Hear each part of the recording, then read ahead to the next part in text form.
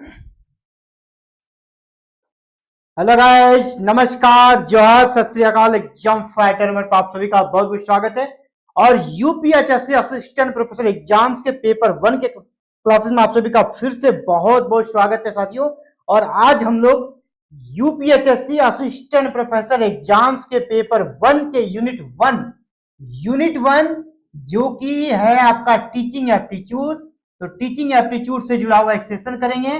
जैसा कि आप हेडिंग्स को देख ही पा रहे होंगे, आज हम लोग देखेंगे ऑफलाइन और ऑनलाइन जो टीचिंग मेथड है इनके बारे में डिस्कस करेंगे। और यहाँ पर कुछ इंपॉर्टेंट टर्म्स आते हैं जो कि सरकार के द्वारा चलाई जा रही है, जिसमें आप देखेंगे मूक्स है ना, स्वयं प्रभा, स्वयं, ये सारे जो सरकार के कह सकते ऑनलाइन प्लेटफॉर्म सरकार के द्वारा क्रिएट किया गया है, इन सभी से प्रश्न आता है। और एक प्रश्न यहां से आता ही आता है यूजीसी नेट के एग्जाम में। तो उम्मीद करते हैं यहां से आपका यूपीएचएससी यानी Uttar Pradesh assistant professor exams में भी प्रश्न आएगा। तो चलिए सीधे क्लासेस में एंटर करते हैं और छोटे से क्लासेस को हम लोग शानदार तरीके से इतने से समाप्त करेंगे कि यहां से कोई भी प्रश्न आएगा आप करने की स्थिति में रहेंगे। तो चलिए स्टार्ट।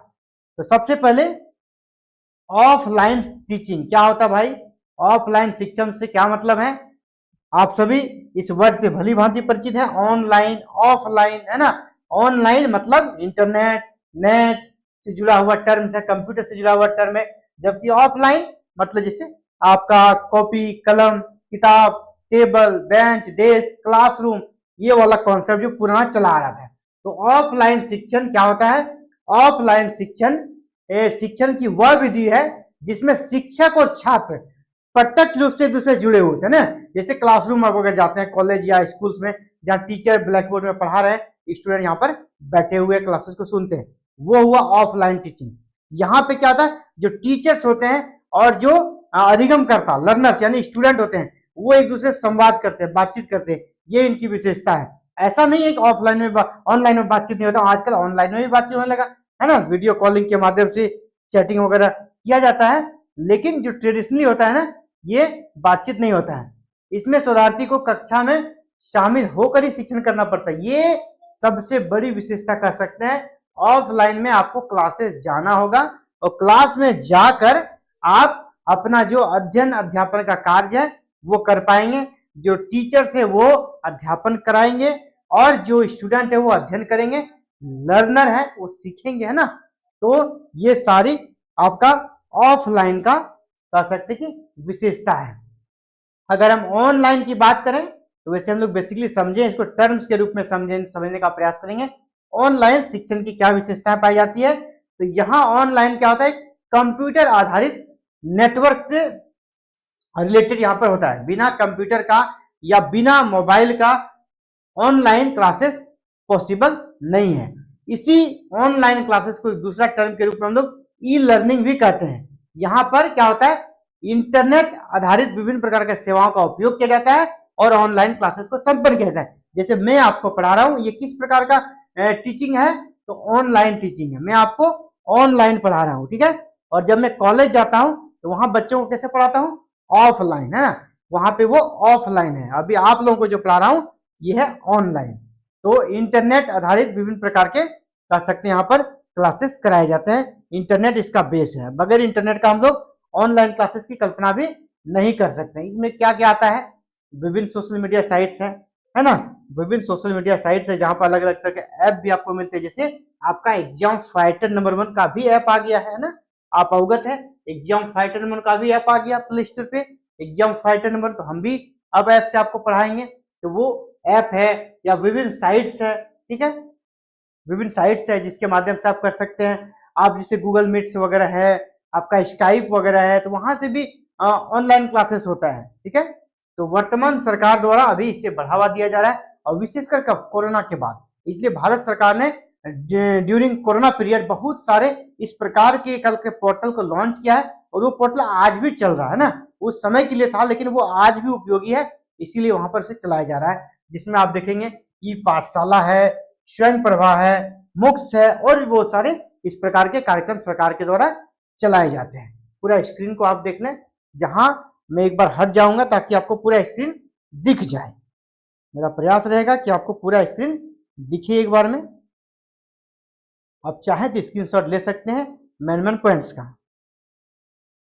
चलिए अब हम लोग देखेंगे दोनों में क्या डिफरेंसेस है ना, ऑफलाइन और ऑनलाइन जो पद्धति है शिक्षण का, उसमें क्या डिफरेंसेस यहाँ पर नजर आता है।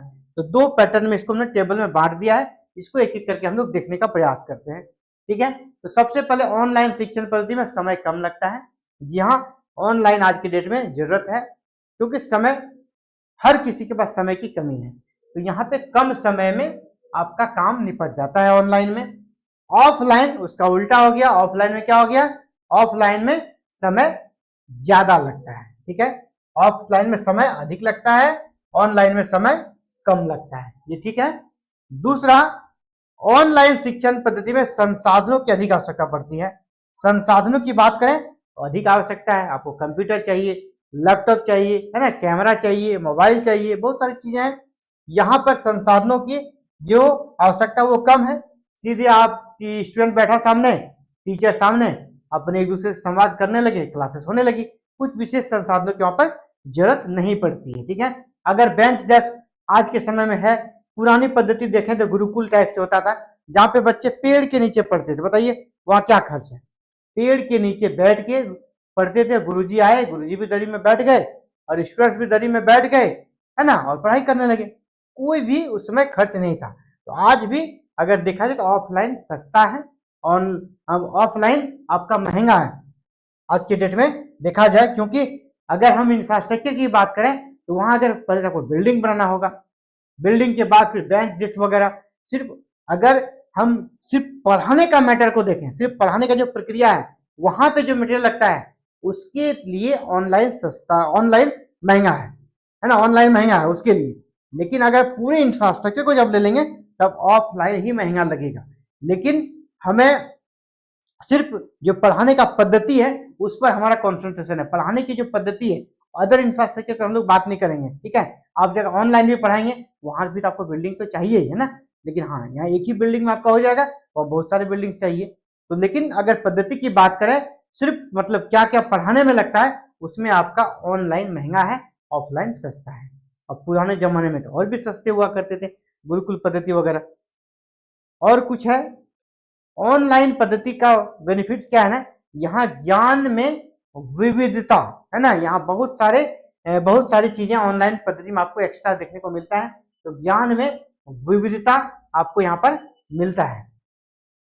ज्ञान में क्या होता है, विविधता, अलग अलग चीजों को, जैसे कि अभी ऑनलाइन हो गया है तो हम लोग अगर बायोलॉजी पढ़ेंगे तो हमारे इंटरनल जो पार्ट्स हैं इसके लिए एक से एक हमारा यहाँ सकते फिगर मिल जाता है, इंटरनेट पे एक से एक वीडियो मिल जाता है जो इंटरनल पार्ट्स में दिखाता है कि हमारा डाइजेस्टिव सिस्टम कैसा है ना, हमारा ऑर्गन्स किस प्रकार काम करता है, हमारा हार्ट किस प्रकार काम करता है, जबकि वो ऑफलाइन पद्धति में संभव नहीं, उसका एक लिमिटेशन है, उससे ज्यादा हम नहीं कर सकते हैं। तो यहाँ पर क्या होता है ना, ऑनलाइन शिक्षण पर ज्ञान में विविधता अधिक है, और जबकि यहाँ पर क्या होता है, विविधता कम होती है ऑफलाइन में।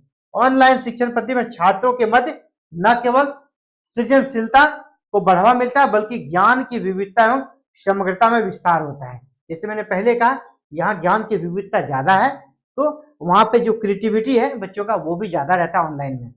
और जब अभी कभी हम लोग को भी ऑनलाइन क्लासेस करना पड़ता है, अपने बच्चों कॉलेज के स्टूडेंट के बीच ऑनलाइन क्लासेस करता हूँ, तो उसमें ज्यादा पार्टिसिपेट होते हैं ना, और ज्यादा बहुत जब बच्चे मतलब उस क्लासेस का वेट करते हैं, थोड़ा नया टाइप से ना, ऑफलाइन में लोग पढ़ते ही हैं, जब ऑनलाइन में पढ़ते हैं गूगल मीट पर बैठकर सारी क्लासेस जब होती है तो उस समय ज्यादा देखते बच्चे एक्साइटेड रहते हैं, टीचर्स भी, हम लोग भी ज्यादा एक्साइटमेंट रहता है उसमें।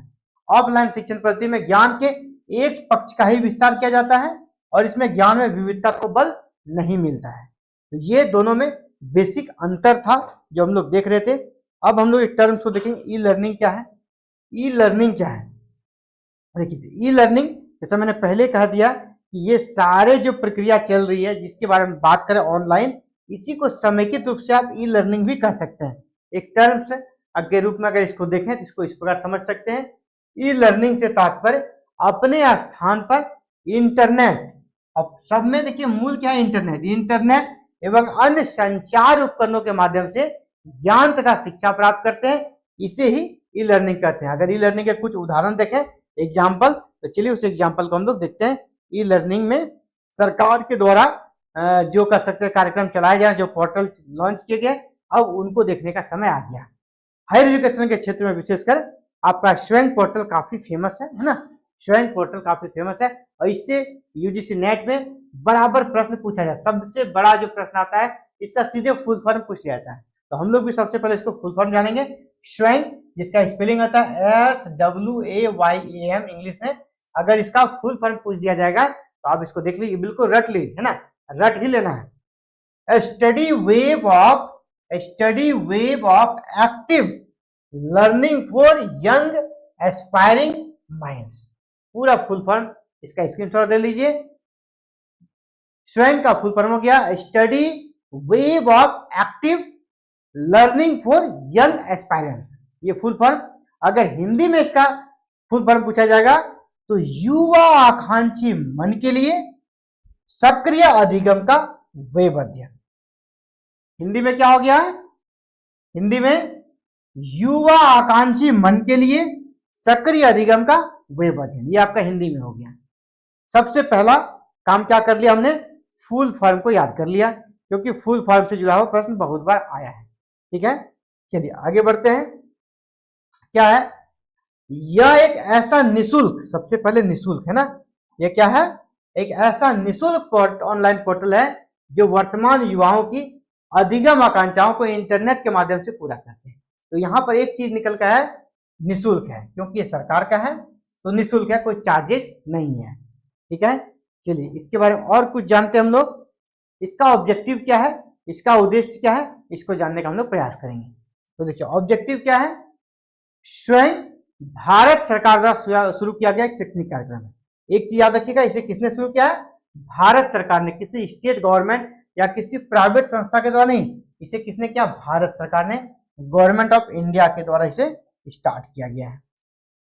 इस शिक्षा नीति, जो शिक्षा नीति हमारा 2020, इसके तहत जो सिद्धांत है उनको यहाँ पर शामिल करने का प्रयास किया गया। जो बेसिक आपका कॉन्सेप्ट है, इसमें सिद्धांतों, गुणवत्ता, निष्पक्षता तथा पहुंच को प्राप्त करने के उद्देश्य से तैयार किया गया है। इसमें कहा गया है कि ज्ञान तक सबकी पहुंच हो और निष्पक्ष तरीके से पहुंच हो, किस प्रकार हर व्यक्ति ज्ञान का अर्जन कर सके निष्पक्षता के साथ, समानता के साथ। वही यहाँ पर एक बहुत ही कह सकते हैं प्रयास है, बहुत ही शानदार प्रयास है सरकार का। इसकी विशेषता को देखें, इसकी विशेषता को भी देख लीजिए। इसके अंतर्गत देश का कोई भी व्यक्ति पंजीकरण कराकर शिक्षा ग्रहण कर सकता है। ये नहीं कि आपकी योग्यता ये होगी तभी आप पढ़ सकेंगे, ठीक है, कोई भी व्यक्ति पंजीकरण कराकर पढ़ सकता है। यदि कोई छात्र शिक्षा स्वयं की पहल के माध्यम से चाहता है कि हम प्रमाणीकरण, हमको सर्टिफिकेट मिले, तो यहाँ पर उसको प्रमाण पत्र भी मिल जाता है। ठीक है, जैसे जैसे वो स्टेप बाय स्टेप पोर्टल में अपनी पढ़ाई को कंप्लीट करता है, प्रैक्टिस सेट बनाता है ना, क्वेश्चन का आंसर देता है, तो उसको प्रमाणीकरण यानी सर्टिफिकेट भी उसको दिया जाता है ना। और ये सर्टिफिकेट बहुत जगह आपका वैलिड भी होगा। अगर आपने कह सकते हैं कि औपचारिक शिक्षा जो होता है स्कूल कॉलेज जाकर नहीं ली है, यहाँ पर भी आप अपने एजुकेशन को बढ़ा सकते हैं। ये भी यहाँ पर एक मौका मिल जाता है और इसके लिए आपको सर्टिफिकेट भी दिया जा रहा है, जो कि बहुत जगह आपको उस सर्टिफिकेट को माना जाता है। इस पहल के माध्यम से क्या होता है ना, जो अध्ययन सामग्री है, टीचिंग जो स्टडी मटेरियल आपका अध्ययन सामग्री और कक्षा में वो परीक्षण के वीडियो निःशुल्क विद्यार्थियों को उपलब्ध कर जाता है। यानी आपको जो मटेरियल्स है, स्टडी मटेरियल, वो भी उपलब्ध होता है और इसके साथ ही साथ आपको वीडियो भी मिल जाती है। टीचर जो पढ़ा रहे हैं उस क्लासेस की वीडियो से मैं पढ़ा रहा हूँ, इस टाइप का आपको रिकॉर्डेड वहां पर वीडियो भी मिल जाएगा। तो विदित हो कि इसके माध्यम से उच्च माध्यमिक विद्यालय स्तर से स्नातक स्तर तक का पाठ्यक्रम उपलब्ध होगा। उच्च माध्यमिक यानी +2 है ना, +2 से लेकर स्नातक, यानी आप कह सकते हैं 12th से ग्रेजुएशन तक की यहाँ पर के सिलेबस, उनके पाठ्यक्रम, उनका स्टडी मटेरियल और उससे जुड़ा हुआ वीडियो यहाँ पर अवेलेबल रहता है 12th से लेकर ग्रेजुएशन तक का। तो ये हम लोग देख ही रहे थे। इसी में हम लोग कुछ ये प्रश्न आता है कि इसे किसने, इसे भारत सरकार ने किया, लेकिन भारत सरकार में भी किस मंत्रालय ने किया, इससे जुड़ा हुआ प्रश्न भी आता है, हम लोग उसको भी देख लेते हैं। तो स्वयं जो पोर्टल है, इसको जो जिस मंत्रालय ने लॉन्च किया है वो है आपका मानव संसाधन विकास मंत्रालय। जिसको आजकल क्या बोलते हैं, शिक्षा मंत्रालय। मानव संसाधन विकास मंत्रालय का नाम को बदलकर अभी क्या कर दिया है, शिक्षा मंत्रालय।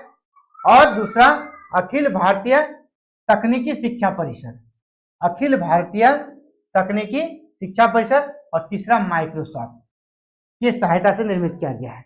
इसे किसने बनाया है, तीन, याद रखिएगा, तीन है। पहला कौन हो गया आपका, HRD है ना, मानव संसाधन विकास मंत्रालय। दूसरा आपका हो गया अखिल भारतीय तकनीकी शिक्षा परिषद। और तीसरा आपका माइक्रोसॉफ्ट। इन तीनों के प्रयास से इसमें प्रयास से आपका स्वयं पोर्टल को बनाया गया है। और यहाँ पर देखा जाए तो अप्रोक्स 2000 सिलेबस और 80,000 है ना, 80,000 घंटे के वीडियो अवेलेबल है, जहां पे आपको अलग अलग कोर्सेज, चाहे इंजीनियरिंग हो, लॉ हो, या कोई भी जनरल, आप अगर साइंस से साइंस का, आर्ट्स है तो आर्ट्स का, और कोई अगर आप बिजनेस वाले कोर्सेज करना चाहते हैं उसके लिए भी पाठ्यक्रम और उससे जुड़ा हुआ स्टडी मटेरियल और वीडियो यहाँ पर अवेलेबल है। समझ रहे हैं, 80,000 घंटे का वीडियो अवेलेबल है, 2000 सिलेबस यहाँ पर अवेलेबल है। ठीक है, तो अगर प्रश्न आएगा किसके सहयोग से बना है, तो मानव संसाधन विकास मंत्रालय, अखिल भारतीय तकनीकी शिक्षा परिषद और माइक्रोसॉफ्ट।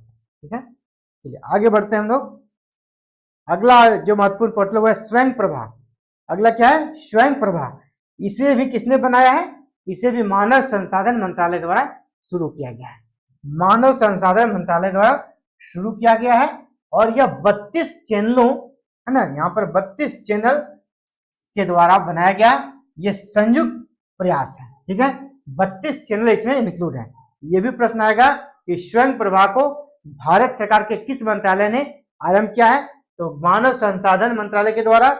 और इसमें कितने चैनलों का सहयोग है, तो 32 चैनलों का। यह भी शिक्षा जो है निःशुल्क ऑनलाइन उपलब्ध कराती है। ठीक है, इस पोर्टल के माध्यम से स्कूल से लेकर कॉलेज तक के सभी छात्रों की सहायता की जाएगी। ये इस पोर्टल का ऑब्जेक्टिव है, यानी माध्यमिक, उच्च माध्यमिक और कॉलेज स्तर पर भी यहाँ पर पढ़ाई होगी। इसका अगर उद्देश्य देखा जाए, इसके उद्देश्य को भी देख लेते हैं। इसका उद्देश्य है जो आर्थिक रूप से कमजोर छात्र या छात्राएं हैं, पिछड़े वर्ग के हैं, उनको भी शिक्षा मिल सके। और इसके कह सकते इसकी सहायता से छात्र बिना किसी खर्च के, झंझट के, है ना, बिना किसी खर्च के वो उच्च शिक्षा, क्वालिटी, गुणवत्तापूर्ण शिक्षा को प्राप्त कर सके।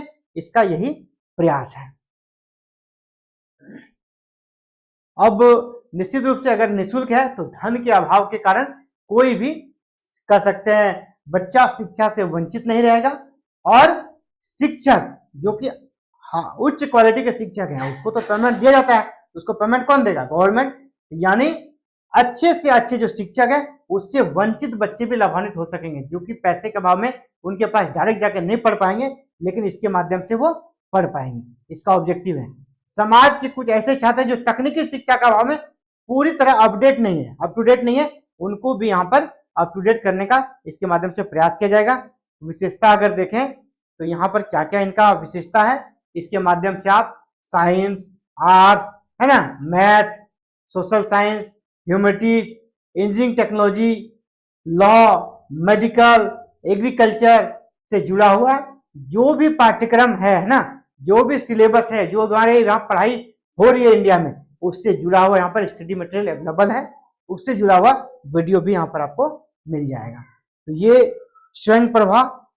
इसके बाद हम लोग बात करते हैं मुक्स। मुक्स में भी सबसे जो इंपॉर्टेंट क्वेश्चन आपसे आता है इसका फुल फॉर्म। मुक्स और स्वयं का फुल फॉर्म बहुत बार पूछा गया है, इसलिए ध्यान दीजिएगा, फुल फॉर्म को याद कीजिएगा। तो मुक्स का फुल फॉर्म क्या हो जाएगा इंग्लिश में, मैसिव ऑनलाइन ओपन कोर्सेस। मुक्स का फुल फॉर्म क्या होगा, मैसिव ऑनलाइन ओपन कोर्सेस। ये विश्वविद्यालय स्तर के लिए है ना, यूनिवर्सिटी स्तर के लिए ऐसे ऑनलाइन पाठ्यक्रम जो समान लोगों के लिए खुले हुए हैं। यानी एक चीज स्पष्ट है, ये यूनिवर्सिटी लेवल का, यहाँ स्कूल लेवल से मतलब नहीं है। मुक्स हो गया यूनिवर्सिटी लेवल का, यूनिवर्सिटी लेवल का हो गया मुक्स। इसके माध्यम से क्या होता है ना, लोगों को अंतरराष्ट्रीय स्तर पर भी जुड़ने के लिए यहाँ पर आमंत्रित किया जाता है।